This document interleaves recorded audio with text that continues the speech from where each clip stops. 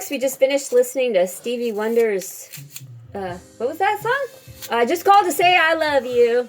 And now we're listening to some Sade. But anyway, here's our sliced apples. And you know what? The hubs reminded me why we use the lemon juice. We use the lemon juice so the apples don't turn brown. Because as soon as the air hits them and the oxygen gets in there, they get brown. And that would be really unappealing to eat a brown apple. Even though it's going to still get covered in all your spices, you know, just keep your apples looking pretty, folks. Oh, so there's some more. So that's 4 apples he's tossed in there. I'm going to add a little splash of lemon juice to each one. And then as soon as he's done with this last apple, I'm going to start adding my ingredients. Now, I can't find my 1 cup measuring cups, so this is a half. But remember, we need a whole cup of sugar. So I'm going to do 2 of these, obviously. So I've got my dark brown sugar here. And I'm just going to go ahead and fill it up here with the half a cup. And then I'll do it again to make a whole cup. Because a half and a half makes a whole. I'm not very good at math, but I know at least that much. Okay. In fact, I meant to say, you know, on this real estate exam stuff I've been taking, the math part's the most challenging for me. I've never been a math person. I don't think I ever will be a math person. And so anytime there's math on the real estate study stuff, I get really freaked out. If it's more than just simple addition or percentages, and, you know, I can get away with that kind of stuff. But anyway, it's time to take a little wine break. The Hubs is almost done chopping all my apples. It was so nice of him. I just wanted him to core them. Whoa, he's like hitting me with the apple slices. So anyway, we got apples flying. Look out for flying apples. There we go. Okay, so just a little bit of a little sprinkle of lemon juice. I didn't even measure it, folks. I just put it in there. Okay, so there we go. Mix it all up. Now let's start adding our yummy ingredients, okay? And for that, I think I'm gonna try to move my phone here, maybe. Let's see if this works. You know, I gotta get better with the phone. All right, so there we go. Ta-da! Okay, so here, a half a cup of sugar. But guess what? We need another one. So we're gonna do a whole cup of sugar. Make it sweet, baby. And make it, it's always sweet, baby. He said make it sweet, baby. But it's always sweet. Oh, you know what I forgot to do?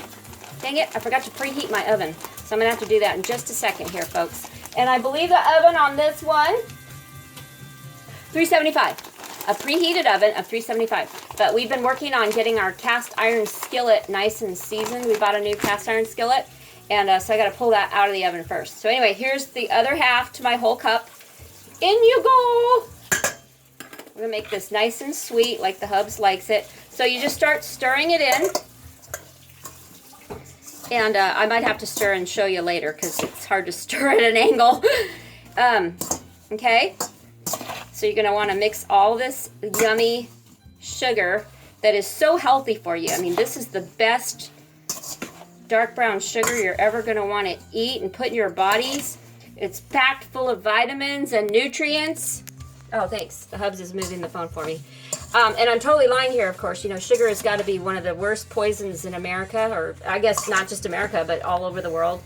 I think it's worse than, it's more addictive than like heroin and meth and stuff like that, from what I've been told. But anyway, we're all addicted to sugar. The Hubs is laughing at me. That's my personal opinion, okay? I have nothing to back that up with. But as you can see, I'm just stirring my healthy sugar in here. I think we're just overly addicted to sugar. I just want to elaborate a little bit on that. Maybe it's not as addictive as heroin and meth, but you know, it's in everything we eat pretty much. If you look at the ingredients on anything you buy, sugar, sugar, sugar, sugar. So for those of you that have been able to cut sugar out of your lives completely, kudos, I got a drink to that. Good for you. I'm so proud of you for cutting sugar out of your life. I could never do that. Especially because I would have to give up drinking wine. Do you know that wine has sugar. This wine has so much sugar in it, and I couldn't live without my wine. You folks know me. So here's to those of you that did cut sugar out of your diets. I'm so proud of you. Okay, so there's my sugar. And as you can see, it's making a really wonderful syrupy consistency. So what's next? Let's start adding some of the other ingredients, which is, I better put my glasses on so I can read the recipe. Okay, we're going to do allspice. I'm going to do a half a teaspoon of ground allspice. I almost inhaled that. So here's my half a teaspoon, and I'm going to round it up a little bit, you know, because it's just so spicy. I love it. There we go. Okay, so there's my allspice. What's next? We need, I'm going to do, what is this? This is a half a teaspoon. This is ginger. I'm going to do a quarter. Should I do a quarter of ginger? I don't even remember what I do. I've made this forever. My teaspoon thingy, my measuring spoon wouldn't go in there. I'm going to do that much ginger. It's not quite a half. In you go, baby. I got nutmeg next. I love, oh God, nutmeg. That reminds me of pumpkin pie. That's a whole nother show. Pumpkin pie. I got a great pumpkin pie recipe. I got a great pumpkin crunch recipe. Okay, so I'm going to do a half a teaspoon of nutmeg, ground nutmeg. In you go. Okay. Next, I'm going to do an entire whole teaspoon, 1 whole teaspoon of cinnamon.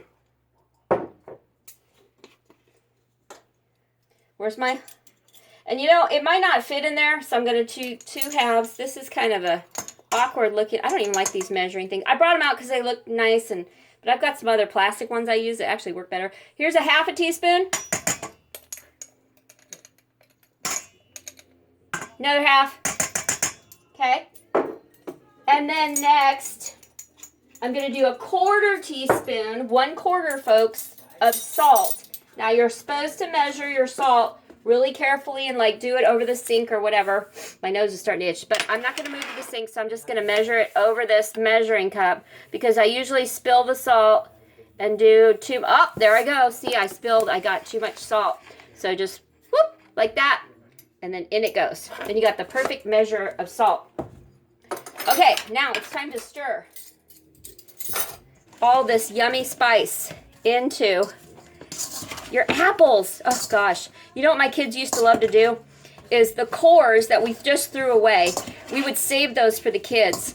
And then after I got all of these apple slices into the pie, into the bottom of the pie pan, they would take the cored part of the apple and they would run it inside the bowl and they would eat it. Because this is just like a little bit of heaven in your mouth. Okay. Now, I explained earlier, I think if you want to thicken it up and it's like a little too juicy, you add flour, or maybe it's the opposite. Like if it's not thick enough, you add flour. I can't remember. But I just know I always add a little bit of flour. If some of you want to research that and get back to me on it, I always appreciate your comments and your feedback. So anyway, make sure, folks, that your apples are completely coated in your mixture because you don't want a solo apple out there with no flavoring on it. That's like naked. That would be a naked apple. We can't have naked apples in this pie. It wouldn't taste good if you bit into a naked apple. So here, I think mine are pretty well coated. There we go. So let me just double check to make sure I've added all my ingredients because you know how I've been having a couple glasses of wine. I think this is still my first glass though. So I think I'm doing okay. Sugar, cinnamon, allspice, nutmeg, ginger, salt, little lemon splashes. That's pretty much everything. Okay, so what we're gonna, oh, you know, it's kind of juicy, so I'm gonna add a little bit of flour. Whoop, not too much. Let's see what happens here.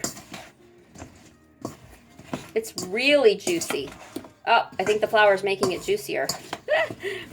So, you know, also, when you do these Granny Smith apples and you cut them up and put them in the bottom of your pie plate, if you do 6, you know, sometimes your pie is like overflowing with apples. I've had that happen, and like the juice, you know, drips all over your oven. It's a big old mess. But, you know, in order to avoid that, just put a cookie sheet under your pie plate and let it drip all over that.